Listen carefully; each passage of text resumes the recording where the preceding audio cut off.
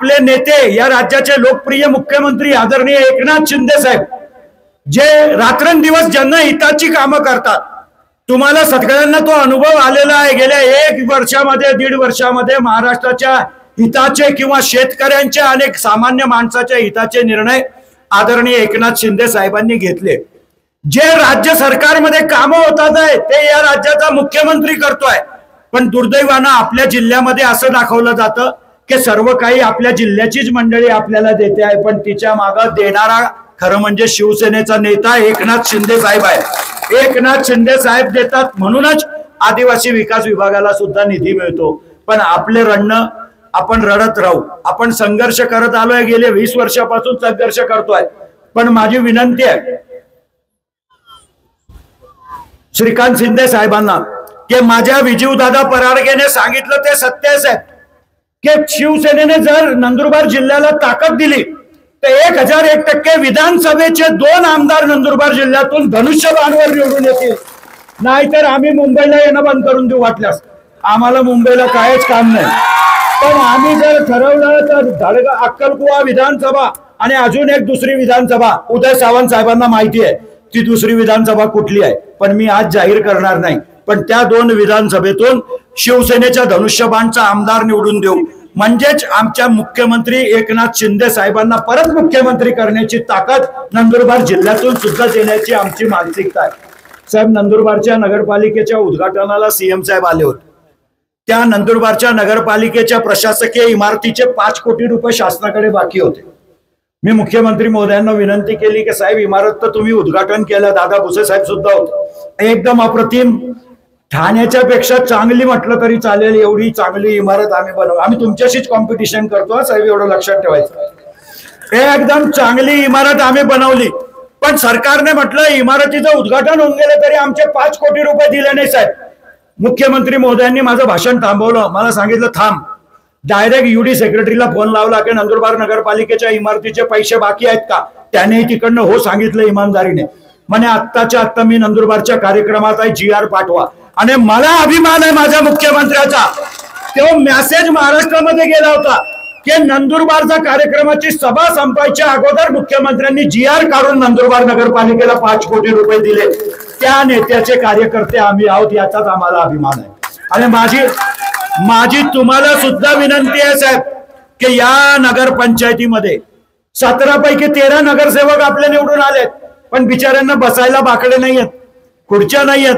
चांगली नगरपालिका बनवली पाहिजे असं आम्हाला वाटतं, आणि आम्ही नगरपालिकेचा प्रस्ताव सुद्धा शासनाकडे दिलाय। आम्हाला स्मशानभूमी नाहीये चांगली दडगावमध्ये, आणि म्हणून आम्ही 8 कोटी रुपये महाराष्ट्र सरकारकडनं प्रशासकीय इमारत, व्यापारी संकुल आणि स्मशानभूमीसाठी मागितलेले आहेत। तुम्ही सुद्धा एकनाथ शिंदे साहेबांचे उत्तराधिकारी आहेत, तुमच्याकडनं सुद्धा आमची तीच अपेक्षा आहे की तुम्ही जर मुंबईला गेले तर आमचा 8 कोटी रुपयाचा आदेश मुंबईवरून त्वरित काढून द्यावा, जेणेकरून नंदुरबार जिल्ह्याची जनता आपल्याला सुद्धा आठवण ठेवेल। साहेब, पाणी पुरवठा योजनेवर मी तुम्हाला ब्रीफिंग केलंच आहे, मी जास्त बोलणार नाही कारण सगळ्या नेत्यांचे रिपीट व्हायला नको, पण आम्हाला फार त्रास आहे।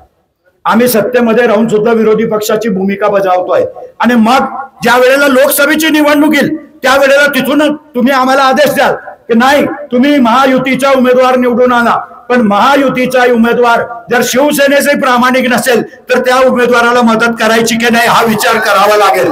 आणि म्हणून भविष्यामध्ये आमच्यामुळे तुम्हाला अडचणी यायला नको, तुम्हाला कुठलीही अडचण येणार नाही। एकनाथ शिंदे साहेबांचा शब्द हा प्रमाण आहे आमच्यासाठी, त्यांनी जे सांगितलं ते करू, पण तरी सुद्धा कुठेतरी मान सन्मान कार्यकर्त्यांना मिळायला पाहिजे याची भावना तुम्ही सुद्धा लक्षात ठेवली पाहिजे। असंख्य अडचणी आहेत, असंख्य अडचणी आहेत। ठक्कर बाप्पाची आमच्या साहेब 90% काम हे आदिवासी खात्याशी निगडीत आहे। आमच्या जिल्ह्यातले बसलेले सगळे लोक आदिवासी विभागाची अंडरपॅन्ट बनियन पासून तर मंगळसूत्रापर्यंत सर्व योजना आदिवासी खात्याच्या आहेत, पण फक्त शिवसेनेचा राहिला तर त्याला त्या योजनेचा लाभ मिळत नाही, ही आमची मुख्य अडचण आहे। आम्ही खोटं बोलत नाही, माझी विनंती आहे तुम्ही समोरासमोर बसवा, जर माझा एक शब्द भी जर खोटा निघाला तर तुम्ही सांगाल ती शिक्षा चंद्रकांत रघुवंशी भोगून गेली, एवढं मी तुम्हाला सांगतो। आम्ही कोणा माझं एकदा असंच विलासराव देशमुख साहेबांसमोर झालं होतं, विलासराव देशमुख साहेबांनी सीएम असताना चीफ सेक्रेटरी पासून तर सर्व सेक्रेटरींची आणि आमची सह्याद्रीवर मीटिंग घेतली होती. फक्त विलासराव देशमुख साहेबांनी एकच अट टाकली होती की असंसदीय शब्द काही बोलायचा नाही. एकदम प्रामाणिकपणे सगळं भूमिका आपली मांडली. त्याच दिवशी त्यांनी आदेश काढून आम्हाला न्याय दिला होता. आम्हाला तीच अपेक्षा, आमच्यासाठी काही मागत नाही. मी आदिवासी समाजामध्ये जन्माला नाही आलो हे माझं दुर्दैव आहे. नाहीतर मी या जिल्ह्यामध्ये आमदार नाही तर खासदार 100% राहिलो असतो. पण मी या जिल्ह्यामध्ये आदिवासी समाजात जन्माला आलो नाही. पण आदिवासी समाजाच्या सुखदुःखाची जाण आम्हाला आहे. त्यांना मदत करायचं कर्तव्य आमचं आहे. आणि ते मदत करताना आम्हाला जर अडचणी येत असतील, आम्हाला आमच्या परिवाराला एक बी योजना भेटणार नाही आम्हाला माहिती आहे. फक्त आम्हाला त्या योजना आमच्या आदिवासी कार्यकर्त्यांपर्यंत प्रामाणिकपणे पोहोचवायच्या आहेत.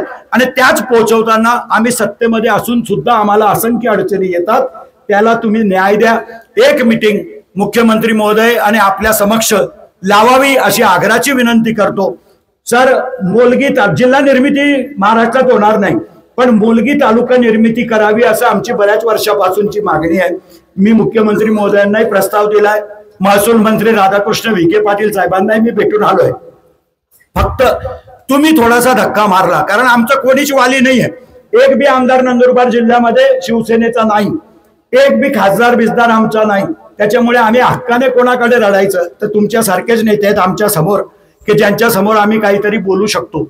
आणि त्याच्यातूनच तुम्ही नंदुरबार जिल्ह्याला दत्तक घ्यावं आणि शिवसेनेच्या कार्यकर्त्यांना न्याय मिळवून द्यावा अशीच आपल्याला विनंती करतो.